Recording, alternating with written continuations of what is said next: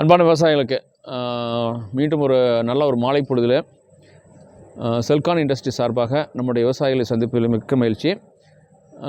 நாங்கள் பல விஷயங்கள், புதிய விஷயங்கள், போர்வெல்லில் தண்ணி அதிகமாக எடுக்கிறதுக்கு என்னென்னலாம் மெத்தட் இருக்குதோ அத்தனை மெத்தடையும் நாங்கள் பல லாங்குவேஜில் பல முறைகளில் சொல்கிறோம். எழுத்துப்பூர்வமாக சொல்கிறோம், வாயில் சொல்கிறோம், கஸ்டமருக்கு லைவாக வந்திருக்கும்போது காமிக்கிறோம், பில் காப்பியோடு அட்டாச் பண்ணி கொடுக்குறோம். இவ்வளவு தூரம் நாங்கள் ஒவ்வொரு பாயிண்ட்டையும் சொன்னாலும் விவசாயிகள் சரியான முறையில் புரிந்து கொள்வதில்லை.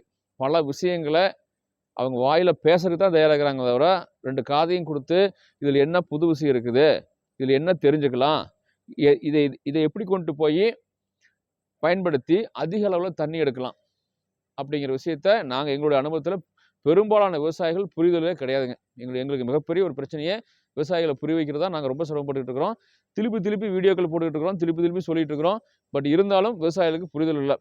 ஏன்னா எங்களுடைய ஒரே எய்ம் செல்கான் சப்மர்சிபிளுக்கு மாற்று பிரச்சனை இல்லாமல் அதிக தண்ணி எடுக்கணும் போரில். இதே ஒரே ஒரு பாயிண்ட் தான், வேறு எந்த விஷயமும் கிடையாது.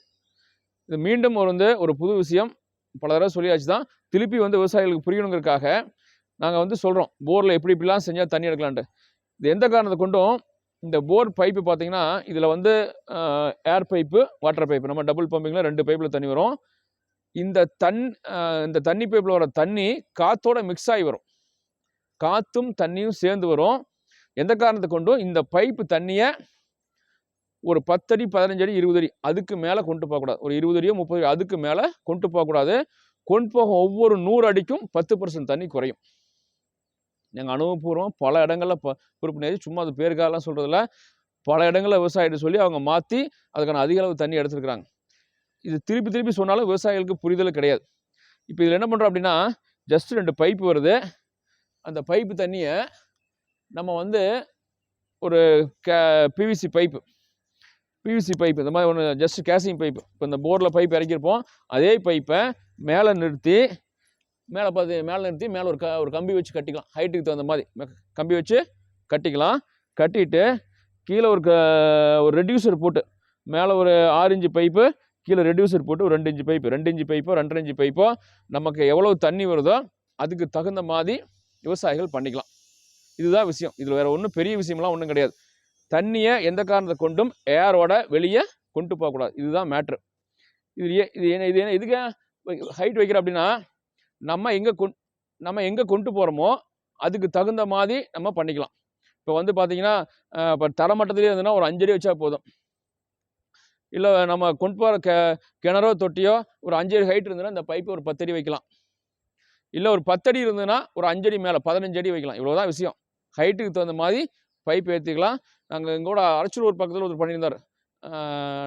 ஒரு 35 அடி மேலே ஹைட் கொண்டு போய் 2000 அடிக்கு தண்ணி கொண்டு போயிருந்தார். இது ஒரு சின்ன விஷயந்தான்.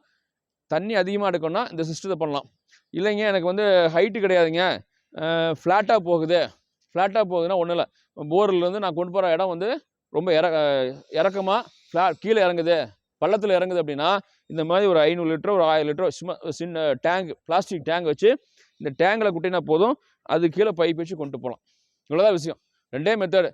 போர்லேருந்து கிணத்துக்கு கொண்டு போகணும் அப்படின்னா ஒன்று டவுனாக இருந்தால் இந்த தொட்டி யூஸ் பண்ணிக்கலாம். இல்லை நான் கொண்டு போகிற இடம் ஹைட்டுங்க அப்படின்னா இந்த மாதிரி பிவிசி பைப்பு ஹைட்டுக்கு தகுந்த மாதிரி பைப்பை ஹைட்டாக நிறுத்தி கீழே ரெடியூசர் போட்டு கொண்டு போகலாம். இவ்வளோதான் விஷயம். இதை பண்ணினீங்கன்னா எந்த காரணத்துக்கும் தண்ணியோட அளவு குறையாது.